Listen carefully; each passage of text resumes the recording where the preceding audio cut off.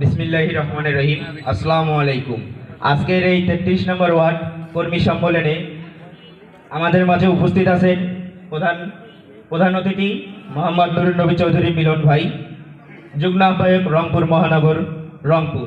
আরও উপস্থিত আছেন প্রধান বক্তা আতিকুল ইসলাম লেলিন ভাই, সদস্য সচিব রংপুর মহানগর রংপুর।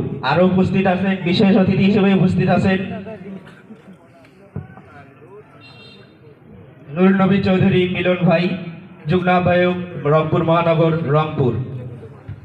আমি বিশেষ কিছু কথা, আরও অনেকেই উপস্থিত আছে, সবার নাম নাই বললাম। আমার সামনে উপদিষ্ট অনেক চাচা, ভাই, মামা, খালু, আমার এলাকাবাসী, 33 নং ওয়ার্ডবাসী সবাই আছে। আমি একজন ছোট মানুষ, আপনারা আমাকে সেই রাজনীতি পথ থেকে দেখছেন আমি কীরকম আত্মত্যাগ দিয়ে আমার বাড়িতে অনেক সমস্যার সমাধান মুখে হয়েও আমি এই বিএনপির এই যুব দলে ছিলাম, অনেক দিন থেকেই ছিলাম, আপনারা অনেকেই অবগত আছেন। আর আমি চাই এই আমাদের ওয়ার্ডটাকে একটি আদর্শ ওয়ার্ড হিসাবে গড়ে তুলতে চাই। এই বলে আরও চাই আমি এই 33টি ওয়ার্ডের মধ্যেই আমাদের এই 33 নম্বর ওয়ার্ডটি 1 নম্বর ওয়ার্ডে রূপান্তরিত করতে। এই বলে আমি আমার সংক্ষিপ্ত বক্তব্য এখানে শেষ করতে চাই। আসসালামু আলাইকুম।